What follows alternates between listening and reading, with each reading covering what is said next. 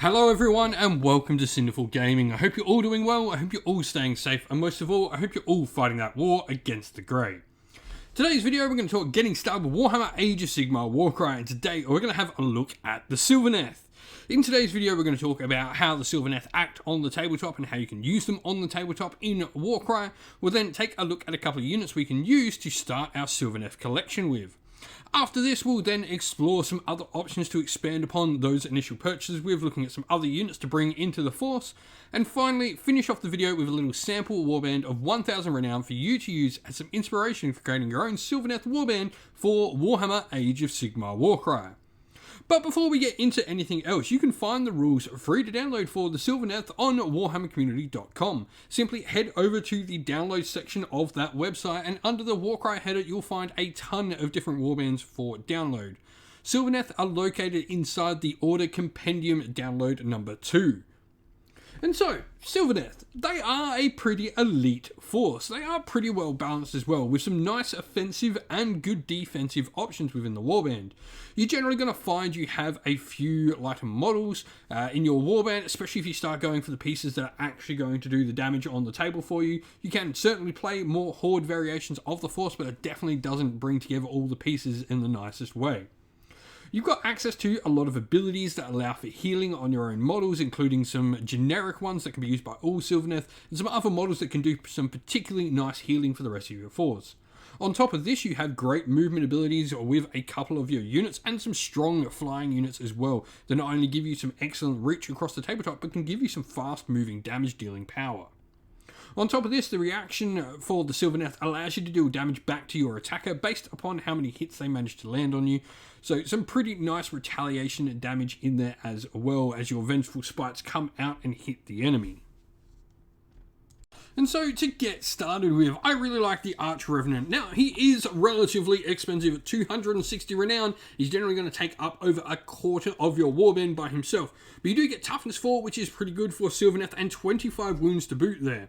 On top of that, a 2-inch range with its attacks, strength 4 and 4 attacks at 2-5 on the damage. On top of this, the model can fly as well. And you've also got a really cool triple called Call to Battle, where until the end of the battle round, you add one to the attacks characteristic of melee actions made by visible friendly fighters whilst they're within 6 inch of this fighter.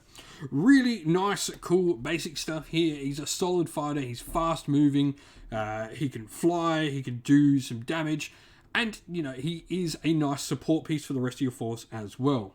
Alongside this model, I really like the Kurnoth Hunters. You've got 3 different variations of Kurnoth Hunters for your force.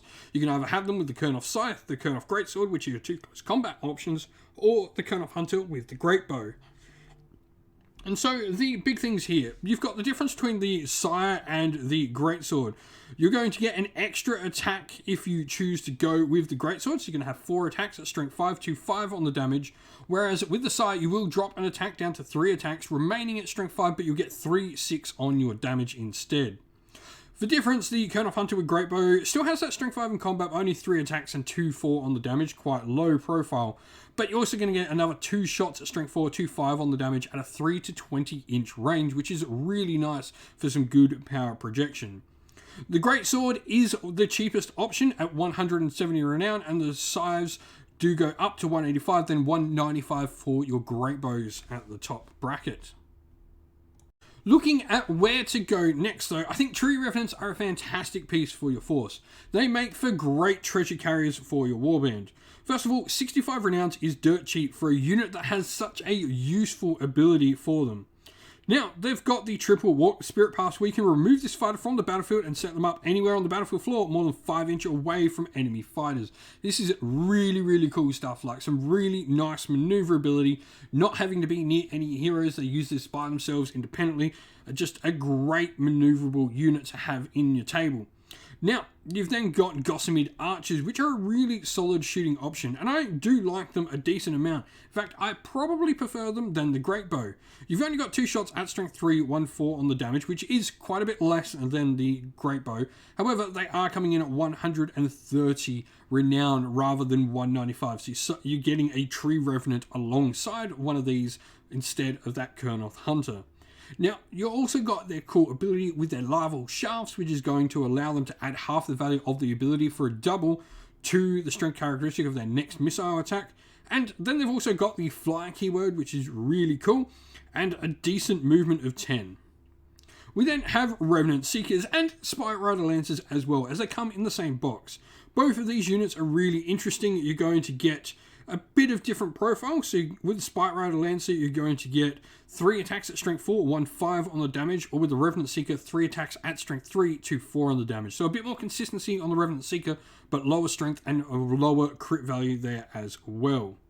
Both of them will pop out at toughness 4 and 20 wounds, and then you're also going to have a cool quad ability for them as well, called Thrumming with Life, where the fighter can only use the ability if an enemy fighter has been taken down by an attack action made by them. You remove up to 10 damage points allocated to the fighter. You effectively can heal half your wounds up. Lastly, we have the Branch Reef. Now, this model has slightly gone out of production, but there are ways you can easily find replacements. Converting up a Branch Witch to look like one of these, or using a Dryad box set, or indeed going and grabbing the Yathrari's Guardians box set as well, can all make some great uses for a Branch Reef. But I really do like them. I think they add a lot to your Warcry force. You're going to get a nice ability with them, which is called Blessing for the Forest. A triple here. We remove D3 damage points allocated to each friendly fighter around them. And so here we have our sample Warband for you. Obviously, with the Sylvaneth, we've gone for the Arch Revenant as our champion out of our 2 leaders. Just so much more survivable than the Branch Reef, who will be our second leader option for the Warband. The healing is just really nice. Great for that sort of low-level healing, a little bit of consistent healing. If you get those triples, she can go around with a couple of your models. 2 Tree Revenants, like I said, these are just great objective grabbers and stealers, great treasure hunters, good fast moving troops. They are a little bit flimsy, so you've got to be careful on how you use them, but they are backed up by a Gossamer Archer, which I think just provides some nice range damage and splash damage support for your force. A Revenant Seeker there as well makes for a fast moving, hard hitting piece, and then a Kurnoth Hunter with Kurnoth Greatsword. I think for the renown you're saving on that Kurnoth Hunter, I do think it is the best variation. You're still going to be strength 5, you're packing out an extra attack, which means you're getting more out of some of the other abilities you've got available to up your strength and stuff like that with him. I really do like the Greatsword. 1,000 out of 1,000 renown spent and 121 wounds, just in the sort of range of average of what we expect for wounds on the tabletop in Warcry. But if you've been playing with Sylvaneth in Warcry, let us know how you've been going and what you would do down in the comments below. That's the end of the video, everyone. Thank you all for watching. We hope you enjoyed it. If you did, please don't forget to leave a like and subscribe to the channel if you haven't already. Also, drop us a comment down below in the comments section and let us know what you enjoyed about the video and what you'd like to see more of on the channel. If you'd like to come chat more with me and other members of our little community here we have at Sinful Gaming, you can do so on our Discord server, which is linked in the video's description. Also linked in the video's description is our Patreon and YouTube members, where you can go to help support the channel and allow us to keep doing what we're doing. As a special thank you to our Patreons and YouTube members, we'd like to give them all a shout out. So thank you to our Patreons: Christian Weir, Soren, Greenskins Gaming, Kenny Lauer, Outer and Shot First, Andrew Bowen, Nathan Fee, The Rising Ape, Q Dynamic, Anthony B, JJ Austrian, Average Wargamer, Domir, Mark Harvey, James Cater, Derek, and Giapi390, and to our YouTube members: Green Roots Gaming, Kenton Young, Ronya, Lock Lorick, The Johnny84, David Ellsworth, Wolfric Nick, Broken Chef, Ariana Edwards, Revenar, Pink Nico Fire, Robin Mankiller, and Monty's Tabletop Terrain. And lastly, a special thanks to Lady Witchfox Art, who does all the amazing artwork you see on the channel. Thank you all for watching. Once again, stay safe, stay well, and most of all, keep fighting that war against the grey. Ciao for now, everyone.